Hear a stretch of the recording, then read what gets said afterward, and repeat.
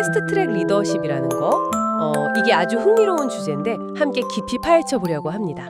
네, 우리 뇌에 패스트트랙이랑 슬로우트랙 이 두 가지 중요한 작동 방식이 있다는데 이게 당신이 지금 배우고 있는 관계 기술하고 아주 밀접하다면서요? 네, 맞아요.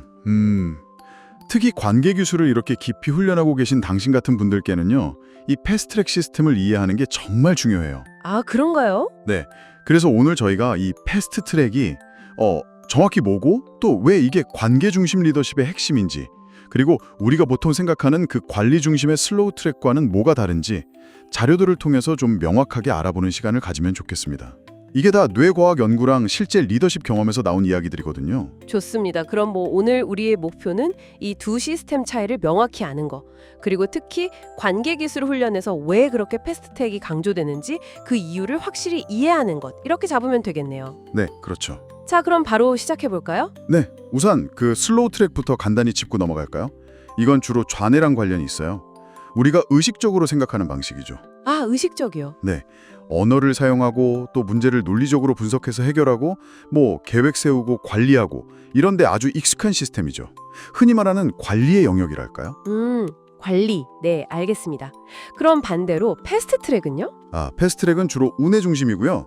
이게 우리가 내가 지금 이걸 느끼네 하고 알아차리기도 전에 훨씬 빠르게 작동해요. 훨씬 빠르게요? 네, 자료 보니까 1초에 6번이나 업데이트된대요. 와, 1초에 6번이요?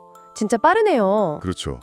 이건 관계적인 현실, 그러니까 예를 들면 나는 누구인가, 내 주변 사람들은 누구인가 이런 정체성이나 감정 조절, 동기부여, 그리고 바로 당심이 연마 중인 그 관계 기술 같은 것들, 이런 걸 담당해요. 아하. 슬로우 트랙이 주로 말에 집중한다면 패스트 트랙은 그 말 너머의 행동이나 어떤 분위기 이런 걸 읽어내는 거죠. 그렇군요. 말보다는 행동. 네, 여기서 정말 중요한 포인트가 있어요.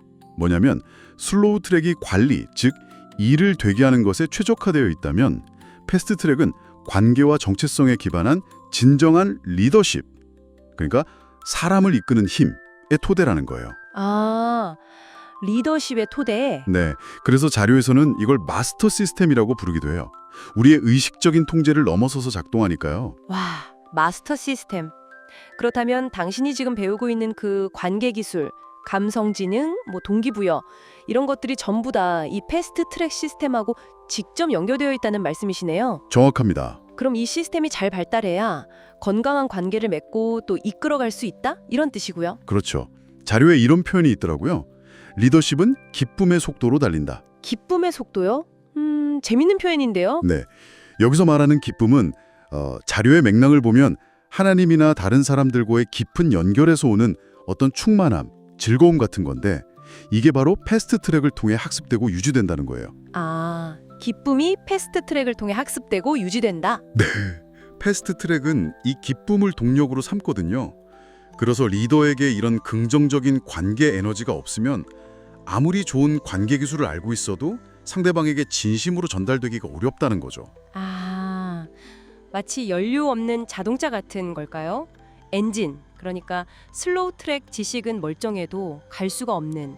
오, 네. 아주 적절한 비유네요. 딱 그거예요. 아, 그렇군요. 그럼 많은 리더들이 성과나 목표 달성, 이런 슬로우 트랙에만 너무 집중하다 보면 정작 자기 자신이나 팀원들의 관계 에너지, 즉 기쁨 수준, 그 패스트 트랙 상태는 놓치기 쉽다는 거네요. 맞아요. 그러다 보면 리더십이 아니라 그냥 관리만 남게 될 위험도 있고요. 그렇죠. 이걸 좀 더 구체적인 상황에 한번 적용해 볼까요? 자료에 나온 그 교회 청년 문제 예시가 참 좋은데요. 아, 네네. 청년들이 교회를 떠나는 문제에 대해서 슬로우 트랙은 어떤 프로그램을 개선해야 할까? 이런 해결책에 집중하기 쉬워요. 관리적 접근이죠. 그렇죠. 보통 그렇게 생각하죠. 근데 패스트 트랙 관점에서 보면 진짜 문제는 관계의 부재.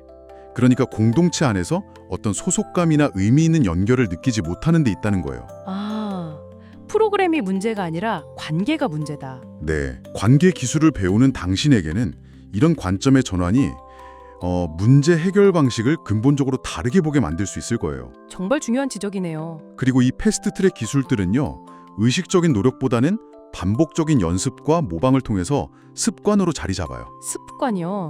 아, 네, 뇌의 뱃색질에 새겨진 이 습관들은 우리가 의식적으로 생각하는 그 회색질보다 무려 200배나 빠르게 작동한다고 해요. 200배요. 와, 그 정도인가요?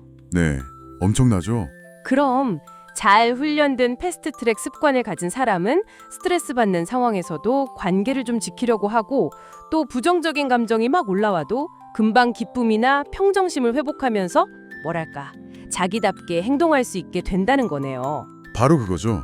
감정에 휘둘리지 않고요. 이게 관계 기술 훈련의 궁극적인 목표 중 하나 아닐까요? 맞습니다. 단순히 특정 상황에서 어떻게 반응할지 아는 것을 넘어서 어떤 상황에서도 건강한 관계를 유지할 수 있는 내면의 힘, 즉 당신의 존재 자체를 변화시키는 거죠. 존재 자체의 변화라 깊이 와닿네요.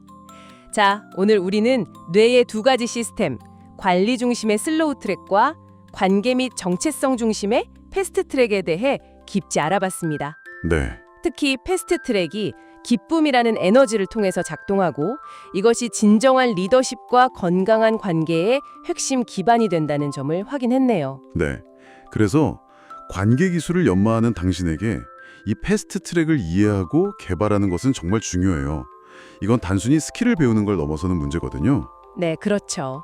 당신의 정체성, 감정 조절 능력, 또 사람들과 연결되는 방식 자체를 다듬어가는 과정이니까요. 자료에서도 리더의 행동보다 그 존재 자체가 더 큰 영향을 미친다고 강조하고 있고요. 맞아요. 존재의 중요성.